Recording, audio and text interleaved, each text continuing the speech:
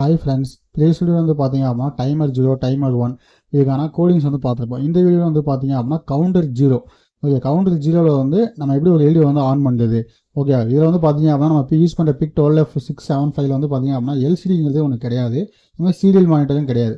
அப்போ இதில் வந்து நீங்கள் எப்படி செக் பண்ணுறது அப்படின்னா நான் வந்து ஒரு கண்டிஷன் வந்து மேக் பண்ணியிருக்கேன். இப்போ அந்த கண்டிஷன் என்ன பண்ணுறேன், 10ஓட அதிகமாக இருந்து எனக்கு 10க்குள்ளே இருந்துச்சு அப்படின்னா எல்டி வந்து ஆன் ஆகணும்னு சொல்லுங்கள். ஏன்னா இப்போ நான் சுவிட்சை ப்ரெஸ் பண்ணவே இல்லை, அதனால் எல்டி வந்து ஆஃப் ஆகிருக்கு. இப்போ வந்து சுவிட்சை ப்ரெஸ் பண்ணுறேன் பாருங்க, ஒன் டைம் நான் ப்ரெஸ் பண்ணிட்டு ரிலீஸ் பண்ணுறேன்.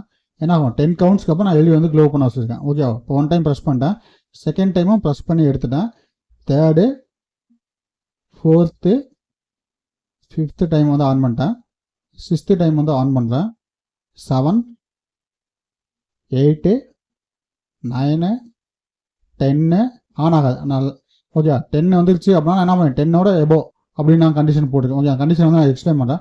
அடுத்து 10லேருந்து 19க்கு மேலே வர வரைக்கும். அப்போ என்ன ஆகும், 20 வந்து எல்டி ஆஃப் ஆகும் பாருங்கள். இப்போ எகைன் 1, 2, 3, 4, 5, 6, 7, 8, 9 இந்த டைம் ப்ரெஸ் பண்ணி எடுத்தேன் அப்படின்னா ஆஃப் ஆகும். ஓகே, 9, 20. ஓகே, 10 டைம்ஸ் வந்து நம்ம பிளிங்க் பண்ணிருக்கோம். அந்த less then equal to greater then equal simple போடுறது அந்த இஷ்யூவில் வந்து சார்ட் அவுட் ஆகுது.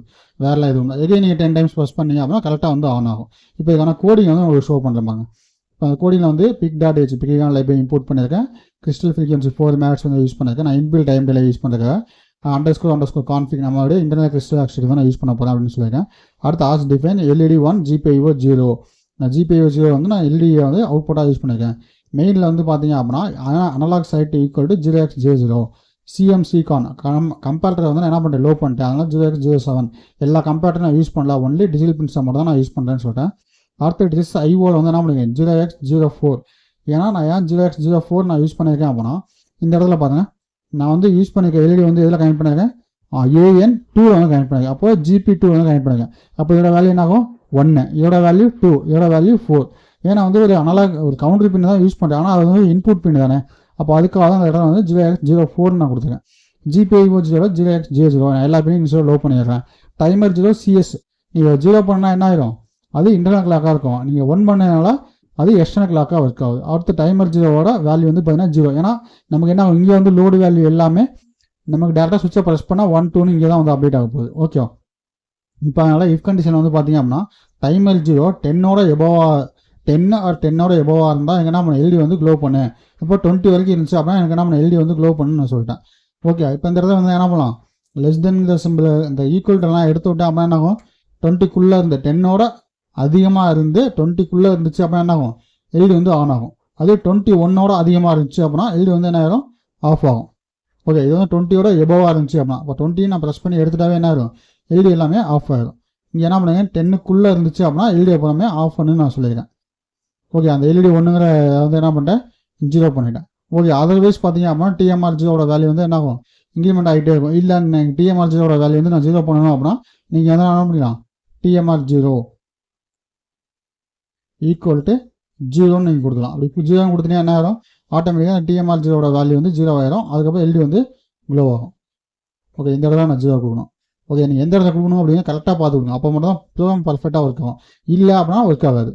ஓகே, இப்போ என்ன பண்ணேன், எகைன் கோடிங் வந்து கம்பைல் பண்ணிவிட்டு இதோட அவுட்புட் வந்து எகைன் ஒரு டைம் உங்களுக்கு ஷோ பண்ணுறேன். ஓகே, இப்போ என்ன பண்ணுறேன், ஐசிக்கு டபுள் கிளிக் பண்ணிவிட்டு இப்போ என்ன பண்ணுறேன், ப்ரோக்ராமை ஸ்டாப் பண்ணிவிட்டு எகைன் ப்ளே பண்ணால் பழைய ப்ரோக்ராம் வந்து நியூ ப்ரோக்ராம் வந்து அப்டேட் ஆகும்.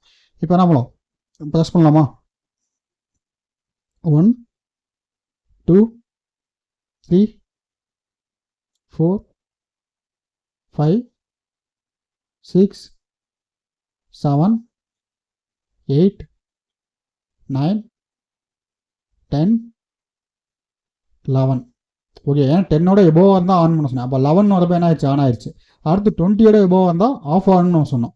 அப்போ 1, 2, 3, 4, 5, 6, 7, 8, 19, 20, 21.